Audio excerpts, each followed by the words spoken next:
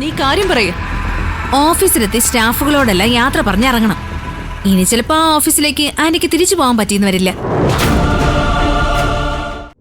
എന്തൊക്കെ ഭ്രാന്താ ശിവാനി നീ പറയുന്നേ? എന്റെ ഓഫീസിലേക്ക് എനിക്ക് പോവാൻ പറ്റില്ലെന്നോ? പോവാം, അതിൽ കുഴപ്പമൊന്നുമില്ല. ഒന്നുകിൽ തലയിൽ മുണ്ടിട്ട് പോകേണ്ടി വരും, അല്ലെങ്കിൽ നാണോ മാനോ അഭിമാനോ വീട്ടിലെ അലമാരയെ വെച്ച് പൂട്ടിയിട്ടേ സ്വന്തം സ്റ്റാഫുകളുടെ മുന്നിൽ ചെന്ന് നിൽക്കാൻ പറ്റും. ഓ ദേ ശിവാനി, എനിക്ക് നല്ല ദേഷ്യം വരുന്നുണ്ടേ. നീ പറയുന്നത് എന്താണെന്ന് എനിക്ക് മനസ്സിലാവുന്നില്ല.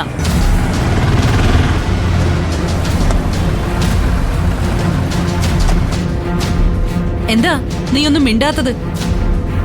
എടി, വായി തോന്നിയത് വിളിച്ചു പറഞ്ഞിട്ട് നീ ഇപ്പൊ മിണ്ടാതിരിക്കുന്നോ? എന്റെ ആന്റിയുടെ മൂത്ത മരുമോളില്ലേ നിധി, അവൾ ഈശ്വരമംഗലത്തിന്റെ മുഴുവൻ അഭിമാനവും കളഞ്ഞു കുളിച്ച് അവിടുത്തെ എല്ലാ അംഗങ്ങളെയും പുറത്തിറങ്ങി നടക്കാൻ പറ്റാത്ത അവസ്ഥയിലാക്കിയിട്ടേ അടങ്ങുമെന്ന ശപഥം ചെയ്തിട്ട് ഇറങ്ങിയിരിക്കുക. ഓ, അതാണല്ലോ അവള് നേരത്തെ മുതലേ ചെയ്തുകൊണ്ടിരിക്കുന്നത്. പഴയ പോലൊന്നും അല്ലെന്നേ, ഇതിപ്പോ പുതിയ ഐറ്റാ. നിധിയുടെ ഇപ്പോഴത്തെ പണി എന്താണെന്നറിയോ? ഹോട്ടലില് പാത്രം കഴുകലും. പാത്രം കഴുകലോ? ഡ്രൈവിംഗിലാണെങ്കിൽ ആ വണ്ടി ഒന്ന് ഒതുക്കി നിർത്തുന്നത് വളരെ നല്ലതായിരിക്കും. അല്ലെങ്കിൽ ഇനി ഞാൻ പറയുന്ന കേട്ടിട്ട് ഞെട്ടി ആക്സിഡന്റ് വല്ലതും ഉണ്ടാവും.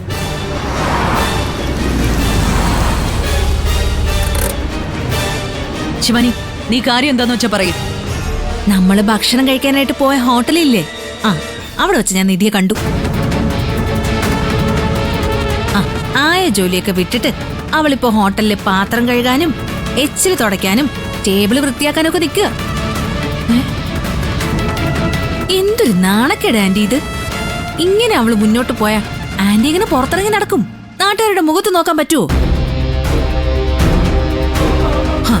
അവള് വലിയ അന്തസ്സായിട്ട് ഉയർത്തി പിടിക്കുക ഈ ഹോട്ടലിലെ പണി. എന്നിട്ടൊരു പറച്ചിൽ, ഏത് ജോലിക്ക് അതിൻ്റെതായ അഭിമാനം ഉണ്ടെന്ന്. എനിക്ക് തോന്നുന്ന ഇതൊക്കെ അവള് മനഃപൂർവ്വം ചെയ്യുന്നതാണെന്ന്. എങ്ങനെ ആന്റിയെയും ഗൗതമനെയും ഒന്ന് നാണം കെടുത്തണം, അത് മാത്രമാണ് അവളുടെ ഉദ്ദേശം. നീ പറയുന്നത് സത്യമാണോ ശിവാനി? പിന്നെ കള്ളോ? എനിക്കെന്താ തലയ്ക്ക് വല്ല ഭ്രാന്തുണ്ടോ ആന്റിയെ വിളിച്ചിങ്ങനെ കള്ളം പറയാൻ? എന്റെ ആന്റി, ആ ഹോട്ടലിലേക്ക് ഞാൻ കയറി ചെല്ലുമ്പോ എന്റെ കണ്ണുകൊണ്ട് കണ്ട കാഴ്ചയത്. ഭക്ഷണം കഴിക്കാൻ പോലും പിന്നെ എനിക്ക് തോന്നിയില്ല. ഞാൻ അപ്പൊ തന്നെ ഇവിടെ നിന്ന് ഇറങ്ങി. ആന്റിക്ക് അഭിമാനത്തോടെ ഓഫീസിൽ പോകണമെങ്കിൽ, അവിടുത്തെ സ്റ്റാഫുകൾക്ക് മുന്നിൽ തല ഉയർത്തി നിൽക്കണമെങ്കിൽ, ഈശ്വരമംഗലത്തെ വസുന്ധരയെന്ന് ആരോടെങ്കിലും അന്തസ്സായിട്ട് പറയണമെങ്കിൽ വേഗം അവളെന്തെങ്കിലും ചെയ്യാൻ നോക്കിക്കോ. എന്തെങ്കിലും അല്ല, നമ്മൾ ഉദ്ദേശിച്ചതുപോലെ തന്നെ കാര്യങ്ങൾ നടക്കും. ഇനി അധിക നാള് നിധി പുറത്തുണ്ടാവില്ല ശിവാനി. ഏത് തലപ്പത്തുനിന്ന് വിളിപ്പിച്ചിട്ടായാലും ആ SIയെ കൊണ്ട് നിധിയെ അറസ്റ്റ് ചെയ്യിപ്പിച്ചിരിക്കും ഈ വസുന്ധര. മതി ആന്റി, അതെത്രയും വേഗം ചെയ്യണം. അല്ല, ആന്റിക്ക് ഓഫീസിൽ പോകാനുള്ള സമയമായില്ലേ? പൊയ്ക്കോ, ഞാനായിട്ട് എന്റെ സമയം കളയുന്നില്ലേ. ശരി, നീ ഫോൺ വെച്ചോ.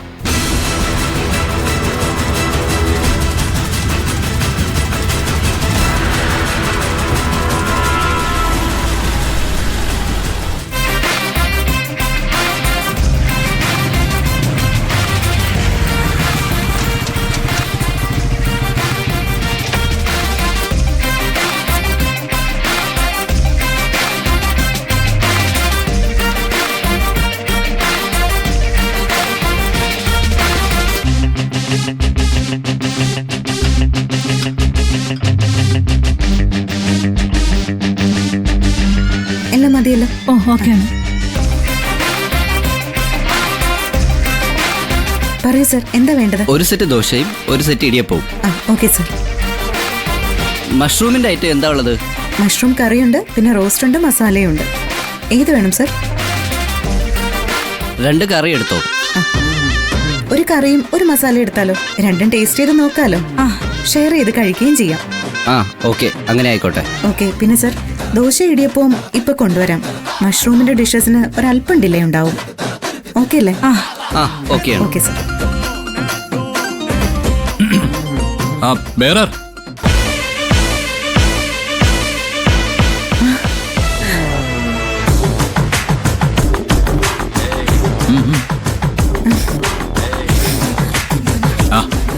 ഇവിടെ ഒരാളിരിപ്പുണ്ടേ, ഇടയ്ക്ക് ഇങ്ങോട്ടുകൂടി ഒന്ന് ശ്രദ്ധിക്കണേ. കസ്റ്റമറൊക്കെ സോപ്പിട്ട് എടുക്കണല്ലേ.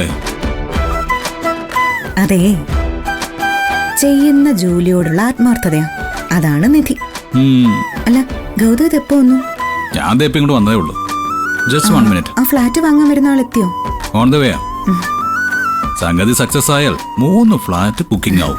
ആ, ഗൗതം ഒരു കാര്യം ചെയ്, അകത്ത് പോയി ഫാമിലി റൂമിലിരുന്നോ. അത് വേണ്ട, ആള് വരട്ടെ, ഇവിടെ തന്നെ ഇരിക്കാം. പുള്ളിക്കാരന് പ്രൈവസി വേണമെന്ന് പറയുകയാണെങ്കിൽ എങ്ങോട്ടെങ്കിലും മാറാലോ.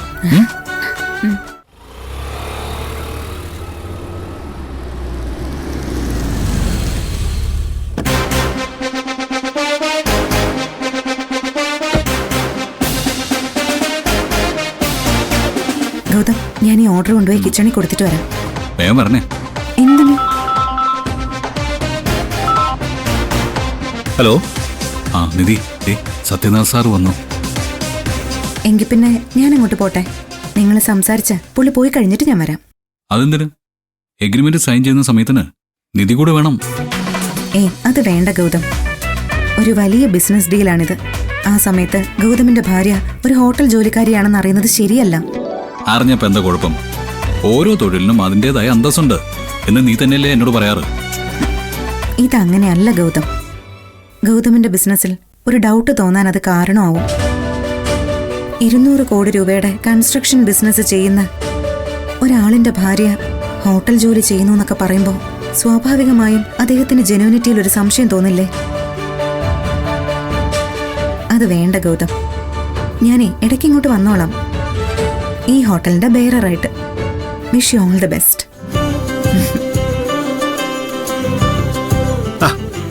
Hello sir. ഹലോ ഗൗതം, എന്തിനു വിശേഷം? സുഖമായിരിക്കുന്നോ? ആ, സുഖമാണ് സാർ. ഇവിടെ ഇരിക്കണോ അതോ ഫാമിലി ക്യാമ്പിന് പോണോ? ഏയ്, അതൊന്നും വേണ്ട, നമുക്ക് ഇവിടെ തന്നെ ഇരിക്കാം. ആ, വരൂ സാർ. ഇതാണ് സാർ വാങ്ങാൻ ഉദ്ദേശിക്കുന്ന ഫ്ലാറ്റിന്റെ ഡിസൈൻസ്. വെയിറ്റ്. ഒരു നല്ല കാര്യത്തിലേക്ക് കടക്കാൻ പോവല്ലേ ഗൗതം? ആദ്യം മധുരം എന്തെങ്കിലും കഴിച്ചു തുടങ്ങിയാലോ? ആ, പിന്നെ സാർ. മധുരമുള്ളതെന്ന് പറയുമ്പോൾ സ്വീറ്റ്സിന്റെ ഐറ്റം എന്തെങ്കിലും എടുക്കട്ടെ സർ. സ്വീറ്റ്സ് എന്ന് പറയുമ്പോൾ ആഡഡ് ഫ്ലേവേഴ്സ് ഒക്കെ വരും. അത്തരം സ്വീറ്റ്സ് കഴിക്കുന്നതിനേക്കാൾ ഹെൽത്തിന് നല്ലത് എന്തെങ്കിലും പ്യുവർ ഫ്രൂട്ട് ജ്യൂസ് ആയിരിക്കും എന്ന് പറയുന്നു സർ. ഞങ്ങളുടെ സെയിൽസിൽ മാത്രമല്ല, ഞങ്ങളുടെ കസ്റ്റമേഴ്സിന്റെ ഹെൽത്ത് സംബന്ധമായ കാര്യത്തിലും കോൺഷ്യസ് ആണ് സർ. പൈനാപ്പിൾ, ഗ്രേപ്സ്, ഓറഞ്ച്, അങ്ങനെ ഏത് ജ്യൂസ് ആണെന്ന് പറഞ്ഞാൽ മതി. നല്ല ഫ്രഷ് ആയിട്ടും സ്വീറ്റ് ആയിട്ടും എടുത്തു തരാം. സ്വീറ്റ് ഓർഡർ ചെയ്യണമെന്ന് പറഞ്ഞാൽ നമ്മൾ നാവെടുക്കുന്നതിന് മുമ്പേ തന്നെ ഒരു സ്വീറ്റ് വെയിറ്റർ ആണല്ലോ ഗൗതം വന്നിരിക്കുന്നത്. എന്താ പേര്? Nidhi. Sweet name and sweet behaviour. നിധിക്കിഷ്ടം ഏത് ജ്യൂസ് ആണെന്ന് വെച്ചാ അതെടുത്തോ, അതാണ് ഞങ്ങൾക്കിഷ്ടം. ഈ സാറിന്റെ മുഖം കണ്ടാൽ അറിയാം, ഈ സാറിന്റെ ഫേവറേറ്റ് പൈനാപ്പിൾ ആണല്ലേ സർ? അതെ. എന്നാ പിന്നെ 2 പൈനാപ്പിൾ ജ്യൂസ് എടുക്കട്ടെ sir? No doubt, fixed. Pineapple juice okay.